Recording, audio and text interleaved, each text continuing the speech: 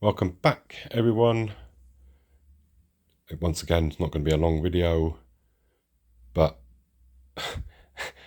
sorry, Anthony Dodge, but I'm going to, as you are an influence to others, I'm going to do my first impressions because I've got two locomotives here. One's is a brand new release, which I'll tell you a story about because there is a good story behind that, and the ET21. But first of all, I want to thank everyone for commenting on the last video. There were some really good stories, really good. Really enjoyed that. So thank you for taking the time out to comment. It was really cool. So I'll just, because it's just here, we'll start with the ET21. It's very class 86, 87 looking. It's got some really nice details with a, separately fitted wipers and all that. And it's not all rosy. Some of you may have spot already a little problem. And I took photos because this was like it. See the bent rail there. I do have an ET21, a green one, but it didn't have such, the sort of handrails were a lot different and stuff. I know they're striving for, perfection and everything, but the packing, I don't think this was packing from Pico. This is a Pico Expert range. And I'm just going to zoom in. You see DB, Deutsches Bundesbahn. And you see the little PL underneath it. PL standing for Polska. So it's Deutsches Bundesbahn Polska. Really nice looking loco. I just wish they'd have packed this a little better. I probably won't be able to see it now, but you will once you're on track. You can see all the internals through the glazing through the windows, which is really good. And yeah, lovely detailed, really easy to fit the chip. It's a weighty loco, this one. It's really got a bit of meat to it, so very good. And that's all the part number. As you can see, it's all DB Cargo Polska. So that is that one. We'll get it on track in a second. Like I said, I'm not going to make this long. Right, SN31. We're already on track. Excusez-moi. Always with the little cough. Right, there she is. SN31.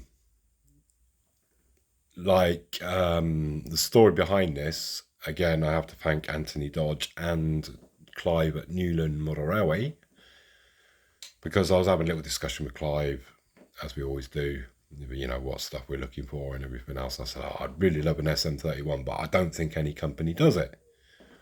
And I've got to say thank you to Pico, because they've really sort of gone to town on new additions for the Polish railways. Yeah, really, because the hobby's really taken off over there. Now, I said I wanted an SM31. He's like, no, companies do it. I said, no, I didn't think so. I said, I've checked myself. So I can't find anything even similar. So anyway, a couple of days went past. It was the beginning of the year, and Anthony Dodge did his Pico magazine, Roco and Merklin. And as he's flicking through, he did his, obviously, first sort of like what's going to be released in the year. And as he's going through the pictures, I spotted this. So straight after his video, I went straight onto Model Barn Libya, and sure enough, it was there. And obviously straight away pre-ordered it. Came yesterday, and I'm really, first impressions, really good. You got, fun, does move and stuff, but really nicely detailed. But, and there's always a but, isn't there? The handrails, you probably won't be able to see it. They are slightly crooked.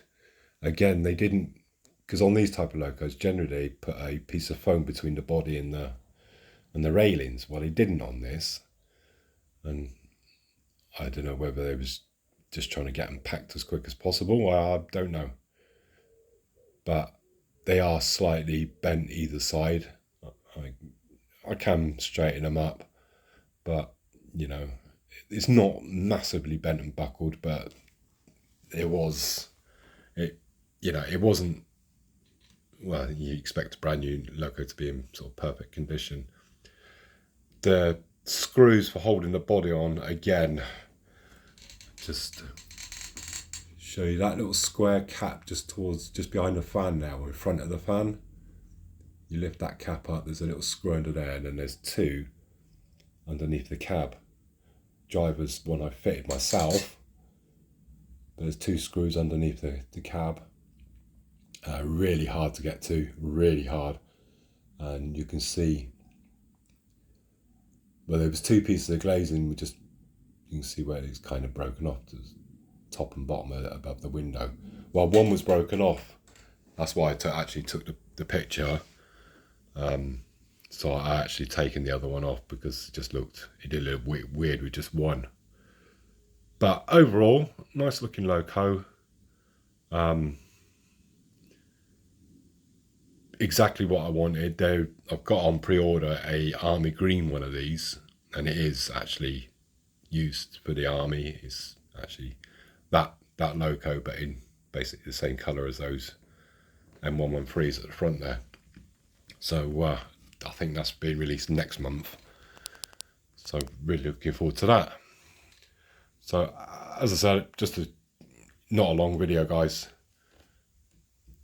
Trying to think, and maybe one of you clever clogs, it looks a bit American, I would say, American type loco, into something similar. I'm trying to think what loco it looks like, and I'm just going to give it a,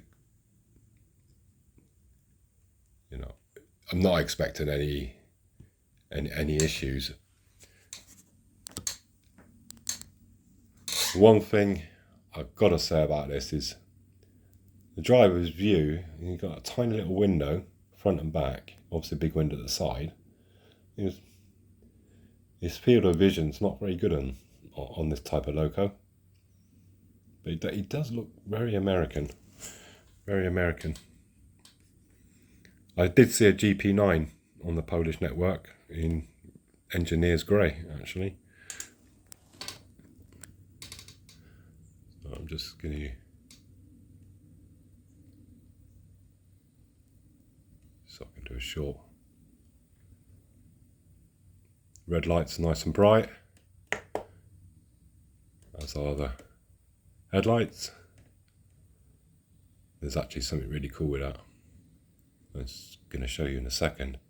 Just bear with it as it comes past. They're really nicely detailed. They have gone to town. Maybe they've gone a bit too far. I think if they'd have put a bit of foam between the body and the railings, that would have stopped it. But can you guys see inside? See dashboard lights? How cool is that, eh? So they have gone to town on this. And again, you can see the red lights.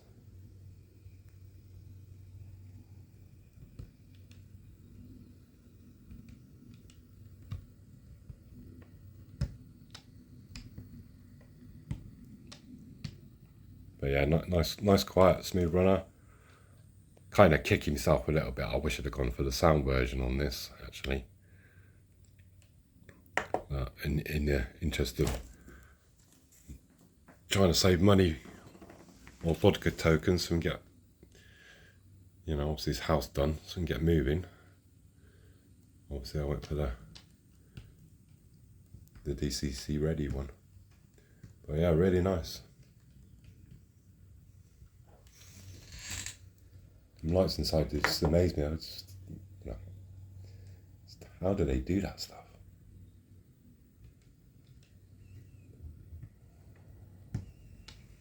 So that is the SN31. I hope you like it. Brand new release, brand new tooling, and yeah, I'm over the moon that they released this. I can't wait to get the army version of it. So if you just bear with me 1 second, I am going to put the ET21 on. So yeah, ET21, I'll put the lights on inside and you can see all the engine compartment, which I think is a nice touch when they do that. It's really good. Yeah, it's a little bit, well, it is taken from, it actually says on the Wikipedia, it's taken from the 86, 87 class from the UK. Again, you know, brand new loco, I wasn't kind of expecting any dramas. I said with this, I'm just a little bit, not annoyed or frustrated or anything like that. I just feel they could have just, you know, just done a little bit better job on the packing. The red lights are not so bright on this one as the other one, and nor are the headlights are kind of a little bit on the dim side as well.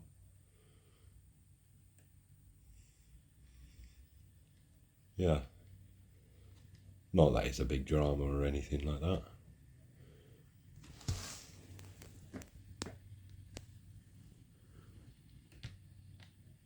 Yeah, just a little bit annoying, shall we say. But that is the ET21. I said it's very 86, 87. Mainly the internals is very much similar to that class of loco. But there you go. That's the two new. Well, one's a brand new release, the SN31, and this ET21 is basically a revised model from the early ET21. I like it with the red and being Polska cargo. It's really good. So there you go. I've got, I think, 4 more outstanding. The army one of the SN31, a couple of EU 07s which are in, but I can't afford it at the moment, so I have to wait. And one other, which I'm not going to say just yet because it's not German, not Polish, not Czech, not Swiss, not French, not Belgium, not Dutch. But yeah, I just wanted to have one. But hopefully that'll be released in October. So that is it really. That's all I've got to say.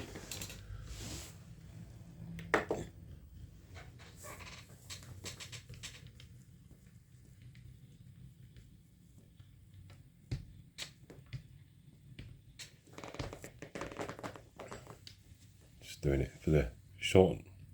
So I shall see you next time. Like I said, I really appreciate your comments on the, you know, you taking the time out to tell me your story of how you got into the hobby. And that's really good. I really enjoyed it. So I shall see you, probably not for a while now because I've got stuff going on. So I'll see you in the future, but I'm not sure when. So look after yourselves, guys, and I'll see you next time. Take care now.